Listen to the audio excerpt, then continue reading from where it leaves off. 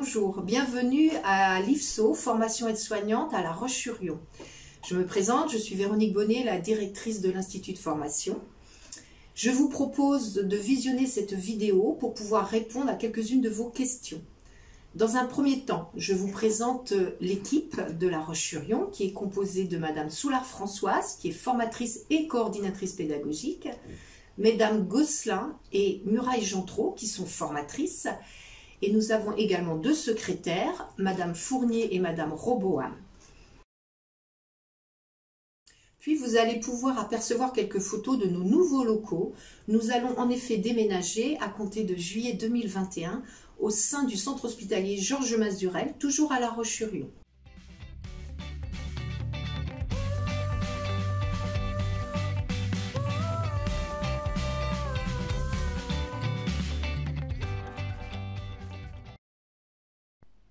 Christelle, secrétaire, je prends en charge la sélection pour l'entrée en formation d'aide-soignante. Les inscriptions se feront à partir du 15 mars jusqu'au 10 juin 2021. Les inscriptions sont gratuites et prises en charge par la région. L'inscription a un peu changé depuis l'année dernière. Ils ont toujours la possibilité de déposer un dossier par département, ça n'a pas changé. Donc selon l'IFAS de leur choix. Vous pourrez sur le site de l'IFSO de La Roche-sur-Yon trouver un lien qui va vous permettre de remplir ce dossier. Le dossier comprend deux parties. Une partie administrative, vous verrez, c'est très bien détaillé, vous aurez tous les documents. D'autre part, vous avez une autre partie, un autre volet sur lequel le jury sera très attentif, mais le reste aussi, bien entendu, qui comporte votre CV, votre lettre de motivation, et ensuite vous devez faire soit votre projet professionnel, pourquoi vous voulez devenir aide-soignant. Ça, c'est très important pour nous, pour le jury, pour comprendre qui on va recevoir, ou une situation vécue en lien avec le métier. On sera très attentif à ce que vous allez mettre en valeur, parce qu'on a besoin de voir qui on va recevoir dans notre école et comment vous voyez votre métier.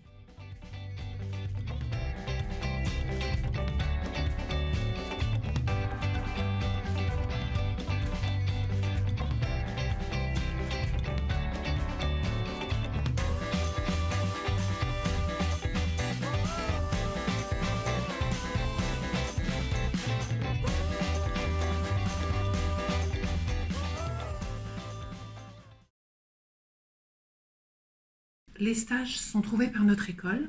Le parcours de stage est proposé dès la rentrée, au mois de septembre, pour nous permettre d'envoyer les conventions à nos partenaires de stage, pour bien vous accueillir et anticiper. Nous avons des relations importantes avec eux, comme vous pouvez vous en douter.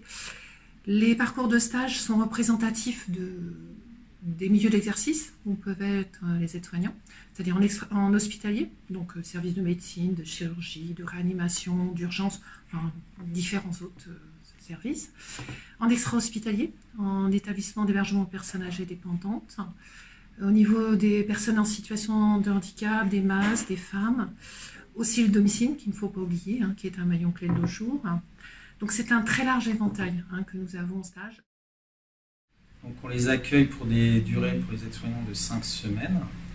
Sur la particularité, on a un service en 12 heures, donc le travail en fait en 7 heures sur les premiers stages pour leur permettre un apprentissage et une découverte du milieu.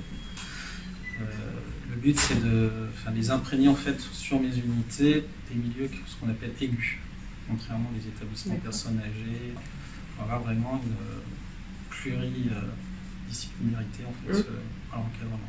Donc sur le contact se fait via l'IFSO qui nous contacte pour un peu savoir nos capacités d'accueil. Une fois qu'on a donné des accords, moi ils me contactent par téléphone. Je leur donne régulièrement, sauf s'ils habitent très loin, un rendez-vous où je leur présente en fait la structure et eux me présentent leurs objectifs de stage et afin que la formation soit adaptée à leur niveau de compétence et pas forcément que à mes attentes. En un mot, super parce que moi qui avais peur de beaucoup de choses, et je me suis retrouvée en tant que moi, en tant que personne. Et du coup, je me reconnais dans mon métier. Quand on va pas bien, quand on se pose des questions, est-ce qu'on va y arriver, est-ce qu'on est fait pour le métier ou pas, les professeurs sont là, les secrétaires sont là, la directrice était présente. Donc c'est vrai que c'est important. Le dialogue, de communiquer entre nous Même entre les élèves, on communiquait entre nous et on était tout le temps là pour aider l'autre en fin de compte. Quand ça allait pas, on en parlait et on se boostait entre nous. Il faut aimer ce métier. Il ne faut pas le faire parce qu'on se dit on va essayer. Il faut vraiment aimer ce métier. Le regard, il est important. Et on traverse... il y a beaucoup de pathologies. Elles sont toutes différentes. Et les personnes, que ce soit les malades, que ce soit les familles ou même les personnes avec qui on travaille, on est tous différents. Et de partager entre nous, c'est important. C'est vrai que c'est des stages imposés, donc on ne sait pas trop à quoi s'attendre.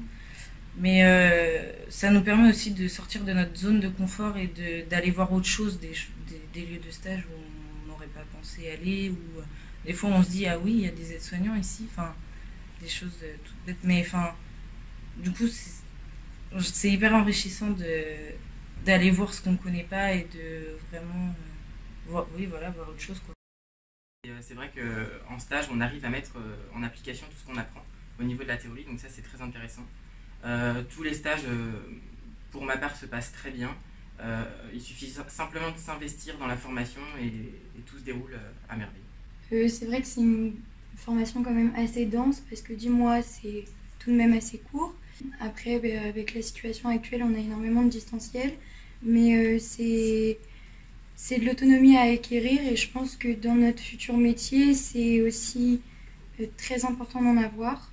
Ça nous permet d'avoir aussi de la maturité et de se concentrer aussi sur son travail. Les stages nous permettent aussi d'évacuer ou de mettre, comme dit Tom, en pratique la théorie qu'on peut apprendre. Le suivi après pédagogique derrière, c'est quand même assez bien parce qu'on a des moments en cours en présentiel et franchement c'est vachement bien pour poser des questions ou autre. Puis si vraiment on est fait pour ça, la formation va s'écouler tranquillement et puis on va acquérir beaucoup de maturité et à la fin de cette formation on va changer entre guillemets de vision de vie. Si vous êtes passionné et si vous avez envie d'évoluer et d'apprendre des nouvelles compétences et des nouvelles connaissances, allez-y. C'est juste une formation qui va vous demander de l'énergie, mais si vous avez l'envie, vous allez réussir. J'espère que cette vidéo a pu répondre à quelques-uns de vos questionnements. L'ensemble de l'équipe de La Roche-sur-Yon reste disponible à l'aide des contacts qui s'affichent actuellement.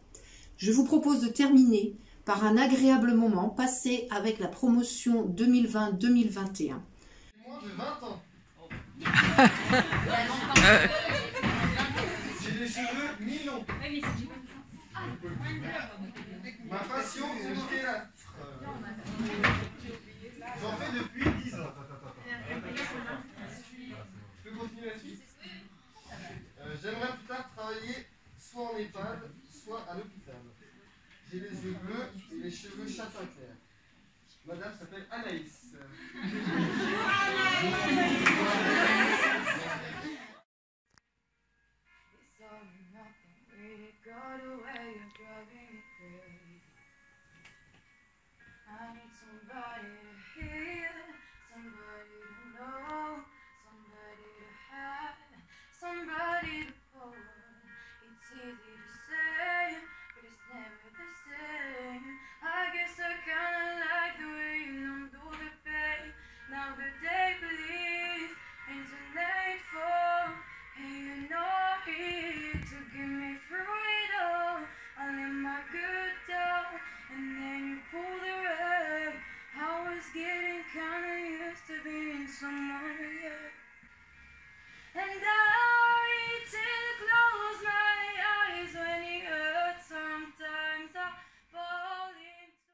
Au plaisir de pouvoir se rencontrer lors de rendez-vous au sein de notre institut de formation, si la situation sanitaire nous le permet. À bientôt.